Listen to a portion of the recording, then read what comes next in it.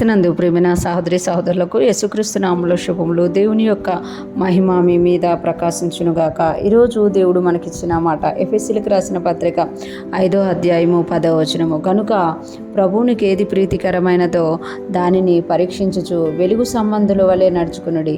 ఈ మాటలు మనం ఎఫెసీ సంఘానికి పౌలు గారు రాస్తున్న ఉత్తరంలో ఉన్న మాటలుగా మనం చూడగలం.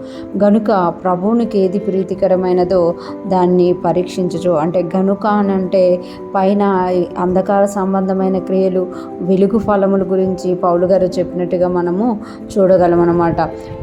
8వ వచనం మనం గమనిస్తే, మీరు పూర్వమందు చీకటి అయి ఉంటిరి, ఇప్పుడైతే ప్రభునందు వెలుగై ఉన్నారు. వెలుగు ఫలము సమస్త విధములైన మంచితనమును, నీతి, సత్యము వాటిలో కనబడుచును. గనుక ప్రభువునికి ఏది ప్రీతికరమైనదో దాన్ని పరీక్షించుడి. అంటే ప్రభువునికి ఏది ప్రీతికరమైనదో మనం పరీక్షించి దానిలో నడవాలట. ఎందుకు అనంటే పూర్వము మనము చీకటి అయి ఉన్నాం అనమాట. చీకటిలో నుండి నడిచేవారం, మనకిష్టమైనట్టుగా నడిచేవారం అనమాట.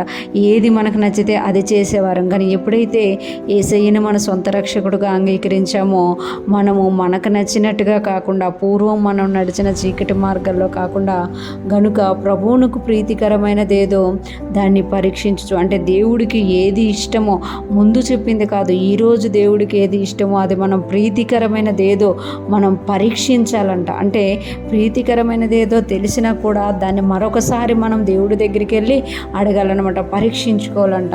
వెలుగు సంబంధుల వలె నడుచుకునుడి. అంటే దేవునికి ఇష్టమైన మార్గం ఏది అని అంటే వెలుగు అనమాట.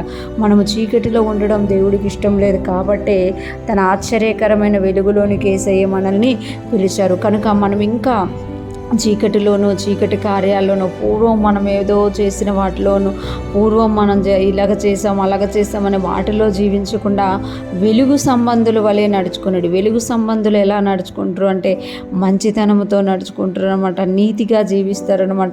సమస్త విధములైన నీతి కలిగి జీవిస్తారు. ప్రతి దాంట్లో కూడా దేవునికి ఏది ఇష్టమో అని చూసి నడుచుకుంటారు అనమాట. వాక్యానుసారంగా జీవించడము వెలుగు సంబంధుల వలె నడుచుకోవడం అనమాట.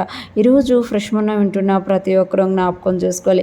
మనము చీకటిలో ఉన్నప్పుడు దేవుడు తన ఆశ్చర్యకరమైన వెలుగులోనికి మనల్ని పిలుచుకున్నారు. కనుక మనము దేవునికి ఏది ప్రీతికరమైనదో దాన్ని పరీక్షించుకొని దానిలో జీవించే వారిగా మనం ఉండాలి అని దేవుడు కోరుకుంటున్నారు. అదే సమయంలో మనము వెలుగు సంబంధాల వలె నడుచుకోవాలని దేవుడు కోరుకుంటున్నారు. ఈ లోకంలో ఉన్న వాళ్ళందరూ చీకటిలో జీవిస్తున్నారు కనుక వాళ్ళకి నచ్చినట్టు జీవిస్తారు. కానీ మనం వెలుగు సంబంధం కనుక దేవునికి నచ్చినట్టుగా మనం జీవించాలి అని దేవుడు కోరుకుంటున్నారు. ఈరోజు ఫ్రెష్ మన వింటున్న ప్రతి ఒక్కరూ కూడా మరొకసారి మనం దేవునికి ప్రీతికరమైనది చేస్తున్నామా లేదా అని మనల్ని మనమే పరీక్షించుకొని వెలుగు సంబంధాల వలె నడుచుకుంటూ ఆయనకి ఇష్టముగా జీవించుదుముగాక. దేవునికి మహిమకరంగాను ఈ లోకానికి ఆశీర్వాదకరంగాను మనము ఉందుముగాక. ఆమేన్.